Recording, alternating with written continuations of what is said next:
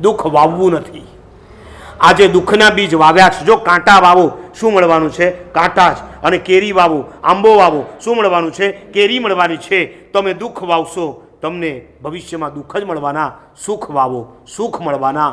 એમણે સુખના માટે દુઃખને બીજ વાવવાનું બંધ નહોતું કર્યું કે મને સુખ જોઈએ. એમણે એક જ નક્કી કર્યું હતું, દુઃખ થાય એવું મારા જીવનમાં કોઈ પાપ નથી કરવું. એમણે દુઃખ વાવવાનું બંધ જ કરી દીધું. અને એની સામે એમણે પોતાના જીવનમાં શું ચાલુ કર્યું? સ્વાધ્યાય.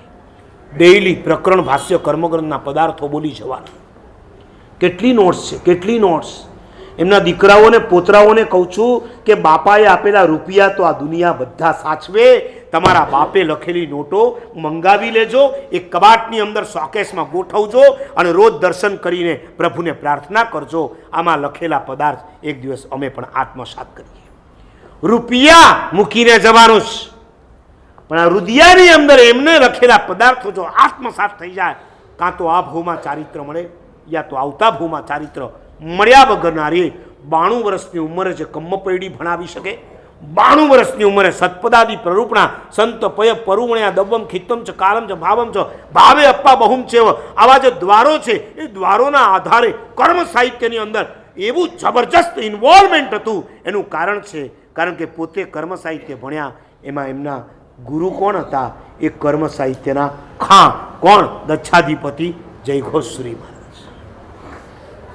આજે આમ જોવા જઈએ ને તો મને છે ને પર્ટિક્યુલર રમ્ય ઘોષ મહારાજના ગુણાનુવાદ કરતા ગચ્છાધિપતિના ગુણાનુવાદ કરવાની ઈચ્છા થાય છે. કારણ કહું ભાઈ, 67 વર્ષની ઉંમરે ચારિત્ર આપવાની ડેરિંગ કોણ કરે? Yes, exact. આ કોઈ ઓછા સમુદાયમાં કે ઓછા ગુરુ ભગવંતો પાસે નતા ગયા. કોણ કરે? કારણ કે 67 એટલે ચિઠ્ઠી ફાટી જ ગઈ કહેવાય ને. હવે જે હતું બધું બોનસનું જ હતું ને. તમે 57 વર્ષે ગિરીશભાઈ આમ પાછળ જોવા જાઓ, સ્કૂટર સ્લીપ થાય? થઈ ગયું. બોલ તૂટી જાય. થાય કે ન થાય? તો એક બાથરૂમની અંદર માર્બલમાં એક જરાક પાણી કે સાબુ આવી જાય ને, તમારા હાડકાં ફ્રેક્ચર કરી નાખે. એવી એ ઉંમર હોય, એવા તમારા શરીરના હાડકાં હોય. અને એવા સમયે આ ગચ્છાધિપતિ છે કે જેણે જોયું કે આ ત્રણેય આત્મા પામેલા આત્મા છે, સંસારથી પાર પામવા માગે છે. એમણે ડેરિંગ લીધી અને હજી અમદાવાદમાં દીક્ષા આપે અને અમદાવાદમાં ફેરવે ને સમજ્યા અમદાવાદથી 2000 કિલોમીટર દૂર બેંગ્લોરની અંદર દીક્ષા. અને ત્યાંથી કંઈ ચેરમાં બેસીને કે પ્લેનમાં બેસીને અમદાવાદ નથી આવ્યા. 10,000 કિલોમીટરના વિહાર આ ત્રણેય મહાત્માઓએ પોતાની લાઈફમાં કર્યા. હર્ષઘોષ મહારાજ એકાશનાથી ઓછું ક્યારે પચખાણ નથી કર્યું. રમ્ય ઘોષ મહારાજ ભગવાનની આગળ તો બાળક જેવા બને, અમારા જેવાની આગળ પણ આમ 2 હાથ જોડીને ઊભા રહી જાય. શું કરું? તમે કયો. ચાવાલા મહારાજ કહેવાય ને, એ રત્નઘોષ મહારાજ બાળક જેવા. અને રમ્ય ઘોષ મહારાજ હોશિયાર ખરા, બુદ્ધિશાળી ખરા, પણ સમર્પિત. ગુરુ મહારાજે જેની પાસે ચોમાસું કરવા મોકલ્યા હોય એને ગુરુ તરીકે સ્વીકારી લેવાના.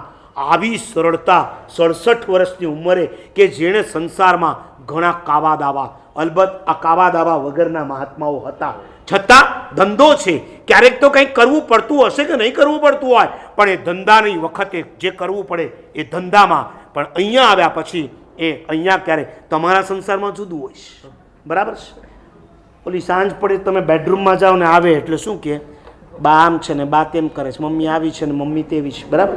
એટલે ઓલો કે ભાઈ આ બધું કિચન રૂમની વાત કિચન રૂમમાં, બેડરૂમની વાત બેડરૂમમાં. એક વખત આવી રીતના ફરવા ગયા હશે રિવરફ્રન્ટ ઉપર, ઓલીએ પાછું ચાલુ કર્યું. એટલે ઓલાએ કીધું આપણે ફરવા નીકળ્યા છીએ, મરવા નથી નીકળ્યા.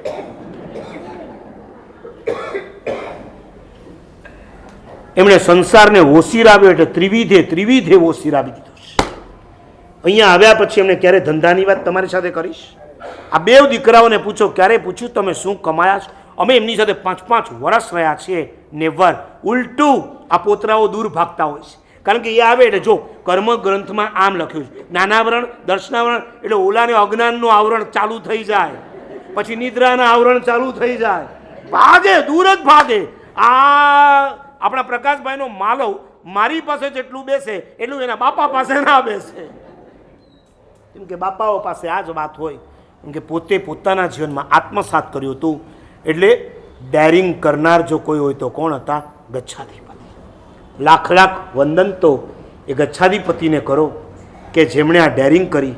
અને 10 વૈકાલિક સૂત્રમાં લખ્યું છે, પચ્છાવીતે પયાયા ખિપ્પમ ગચ્છંતી અમર ભવનાઈમ જેસીમ પિયો તવો સંજમો ખંતિમ ચબમ ભચેરમ.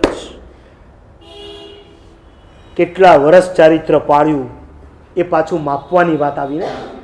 લંબાઈ અને પહોળાઈ અહીંયા મહત્વની છે જ નહીં. અધ્યાત્મના ક્ષેત્રમાં માપવું ગૌણ છે, પામવું મુખ્ય છે. અને એનો જવાબ સ્વયંભવ સુરી મહારાજ આપે છે. પાછલી વયે 70 વર્ષની વયે દીક્ષા લઈ અને પણ દેવલોકમાં જનારા હોય છે. જો એને તપ પ્રિય છે, જો એને સંયમ પ્રિય છે, જો એને ક્ષમા પ્રિય છે, જો એને બ્રહ્મચર્ય પ્રિય છે. આવા તપ સંયમ જેમને પ્રિય હતા એ આ ત્રણેય મહાત્માઓ આ ત્રીજી ત્રિપુટીમાંથી આ ત્રીજી એક વ્યક્તિ બાકી હતી. પેલા હર્ષઘોષ મહારાજ, રત્નઘોષ મહારાજ